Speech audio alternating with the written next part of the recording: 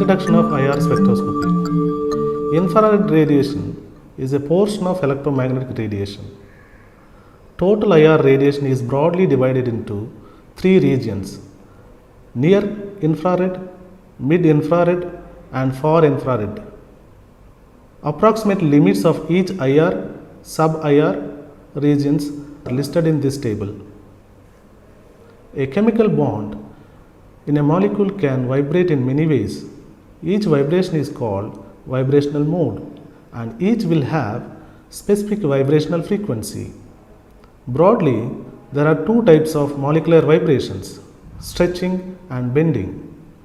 A stretching vibration is characterized by movement along the bond axis with increasing or decreasing of the interatomic distances. Similarly, a bending vibration is defined as a change in bond angle with respect to the remainder of the molecule. For better understanding of the concept of vibrational motion of polyatomic molecules, I suggest you to go through the reference books. Principle of IR spectroscopy. Infrared spectroscopy is the study of interaction of IR radiation with molecules. Since the IR radiation used for studying the vibrational modes of molecules, the IR spectroscopy is also called as vibrational spectroscopy. According to quantum mechanics, the vibrational energy is quantized. That is, vibrational energy states of molecules will have specific defined energy. Suppose if energy in terms of radiation is supplied externally, the molecules that present in vibrational ground state makes a transition to the vibrational excited state by absorbing equivalent amount of IR radiation. Therefore, by measuring the absorbed radiation, one can find out the frequency at which molecules are vibrating. That means we can characterize known and unknown molecules from their vibrational frequencies, because these are very unique for a given chemical bond or molecule. All polar molecules that show a change in dipole moment absorb the IR radiation and gives vibrational absorption bands. Vibrational frequencies of different molecules, for example organic, inorganic, polymer, etc., can be observed anywhere in the infrared region, that is 10 to 12,500 centimeter inverse. According to the nature of the transition, the molecular vibrations are classified as fundamental vibration, overtones, and combination bands. That is, when we measure a IR spectrum of polyatomic molecule, we can observe three different peaks or bands in three different regions of IR radiation. This table describes the molecular vibrations and their approximate position in the entire IR region. Far IR region contains low frequency fundamental vibrations, lattice vibrations, combination bands, pure rotations, and many more. Fundamental vibrational transitions of organic compounds are usually found in mid IR region, and near IR region consists of only overtones of XH stretching vibrations and the combination bands, where X stands for any other atom other than hydrogen. As far as biomass characterization is concerned, mid IR and near IR spectroscopies are more useful. Therefore, we shall only confine our discussion to these two techniques. A FTIR spectrometer gives FTIR spectrum. A conventional IR spectrometer consists of IR light source, sample holder, monochromator, and a detector. On the other hand, FTIR spectrometer contains a Michelson interferometer instead of a monochromator, along with the other components of a conventional IR spectrometer. A typical infrared spectrum is represented in a two-dimensional plot in which the variation of percentage of IR light transmittance is plotted against the IR frequency in wave number centimeter inverse. The percentage of transmittance is defined as the ratio of I by I0 multiplied by 100, where I0 is the incident light intensity and I is the transmitted light intensity. The percentage of transmittance varies between 100, which means no absorption, and 0, which means total absorption. Similarly, absorbance A is defined as log to the base 10 I0 by I.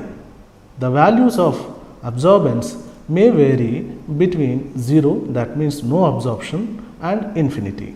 Conventional IR spectrometers measure IR absorption spectrum by scanning all the infrared frequencies one by one.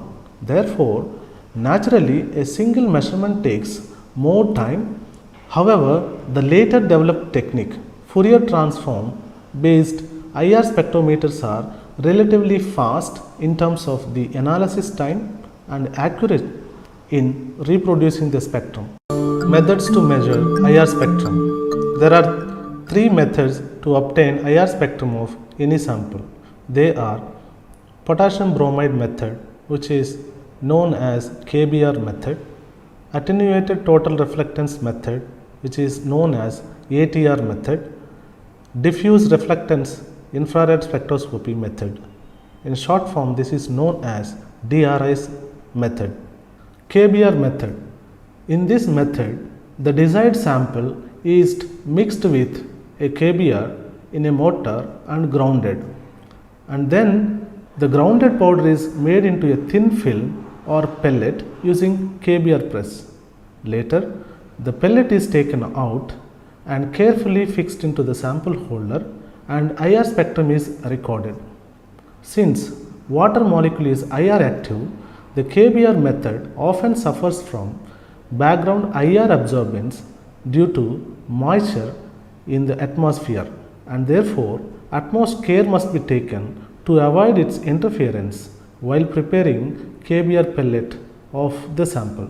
Even though background correction is made before every measurement, sometimes moisture present in sample give unwanted peaks due to the water moisture. Wet solid biomass contains water, which gives very high IR absorbance. Therefore, water signal interferes with the analyte IR signal when we follow KBR pellet method. ATR method. In this method, the sample may be in the powder form or maybe in the liquid form is directly placed onto a tiny crystal, typically a germanium crystal, which has very high refractive index than the sample. This is an advanced method which involves no sample preparation. However, we must ensure that the sample is in contact with the germanium crystal for getting quality data of the sample. The ATR method is quite easy, and background water IR absorbance can be measured with no time and subtracted from the IR spectrum of the samples that contains water. Therefore, it is very good tool for wet biomass material characterization. DRIS method. In this method, the dispersed light is measured, so it requires the material in powder form, and most of the time the samples are mixed with KBR and grounded into finely divided powder.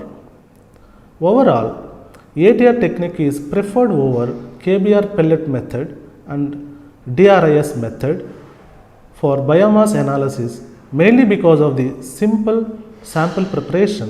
In fact, there is no sample preparation, and it provides ample opportunity to characterize wet solid biomass as such. Advantages of IR spectroscopy. It is a non-destructive technique, which means we can recover the sample after the analysis. Sample preparation is very simple, of course, except KBR pellet method. Analysis is very precise and fast, easy to make predictions from the huge database embedded in the software, high resolution without compromising the optical throughput. Real-time monitoring of biomass processing is possible with the IR spectroscopy. Fourier transform mid-infrared spectroscopy. As we discussed in the introductory remarks on IR spectroscopy, Fourier transform mid-IR spectroscopy is the study of IR radiation with wave number 400 to 4000 cm inverse upon its interaction with the materials.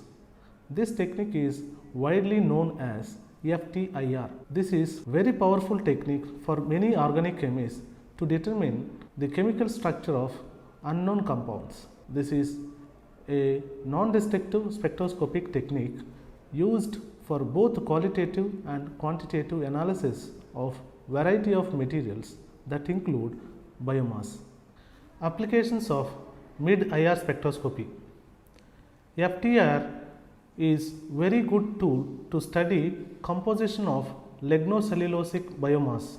As we know, plant biomass contains majorly cellulose, hemicellulose and lignin. So, biomass extracted from different feedstocks can be analyzed qualitatively and quantitatively as a part of characterization. Since the chemical composition and molecular structure of all the three constituents are different, one would expect unique signatures in their FTIR spectra. By studying the observed stretching and bending band frequencies, we can conclude the presence and absence of cellulose, hemicellulose and lignin in a given biomass sample. For example, lignin biopolymer contains a phenyl moiety which is absent in cellulose and hemicellulose. Therefore, the lignin gives a unique absorption band between 843 to 837 centimeter inverse that correspond to aromatic CH out of plane bending. Similarly, absorption bands between 1000 to 1125 centimeter inverse is a typical signature of Xylon, which is present only in hemicellulose but not in cellulose. The FTIR technique can be used to differentiate plant leaves and different type of wood, which is useful to prepare appropriate blends for several applications including biofuels. During the production of biofuels in biorefineries, the biomass is subjected to various physiochemical pretreatments such as dilute acid, stream explosion, autohydrolysis, alkaline peroxide and alkaline pretreatments. All these methods are used to enhance the susceptibility of the fibers to enzymatic hydrolysis. Therefore, biomass intermediates produced just after each pretreatment process has its own physiochemical properties. We can use FTIR spectroscopy to study chemical composition of biomass from time to time. Near infrared spectroscopy. Near infrared spectroscopy is the study of interaction of materials with NIR radiation whose energy is in between 2500 to 800 nanometers. The only difference between mid-IR spectroscopy and NIR spectroscopy is that we will be using NIR radiation to record IR spectrum. The advantages and disadvantages of mid-IR spectroscopy are also applicable to NIR spectroscopy. Since we are using NIR radiation, unlike mid-IR spectroscopy, combination and overtone bands of samples associated with CH, NH, OH and SH moieties can only be measured but not fundamental vibrational modes. The combination and overtone bands in NIR spectra are sensitive and much weaker in terms of intensity than fundamental vibrational modes. Therefore, a typical NIR measurement of a sample is always accompanied by deconvolution of bands using chemometrics analysis. What is chemometric analysis? Chemometrics are a group of statistical methods which help us to plan experiments and analyze results of chemical problems. Multivariate model is one of the chemometrics technique used to derive a relationship between spectral features and chemical bonds by reducing large number of spectral data in several latent variables. We can also apply principal component analysis and partial least squares techniques of chemometrics for characterizing biomass. A chemometric analysis include three major steps: calibration, validation and prediction. The calibration procedure before the data treatment is useful in the analysis, which can also help us in building a relationship between NIR data and reference values. Calibration methods vary from one sample to another sample. Data processing that consists of validation and prediction could be performed with statistical packages such as MATLAB. Nowadays, most of the NIR instruments comes with compatible statistical software packages. Applications of NIR spectroscopy. One of the main application of NIR spectroscopy is compositional analysis of biomass. For example, 508 Korn-Stover samples from 47 locations in 8 states of United States of America were analyzed by NIR spectroscopy using PLS model to determine average composition and compositional variability. The average major components of Korn-Stover are reported as follow: glucon 31.9, xylon 18.9, soluble composite 17.9 and lignin 13.3. This qualitative and quantitative NIR analysis revealed wide variability in major Korn-Stover components. Similar compositional analysis were also extended to rice straw, Arabidopsis, sitch grass, eucalyptus, wheat straw, flakes, palm, sugarcane, cotton, etc. NIR has been used in the past to identify cell wall composition changes of a single tissue. The procedure can be done in two-step process by identifying outliers by Mahalanobis distance analysis, followed by a more targeted screen using a PLS model for monosaccharide composition.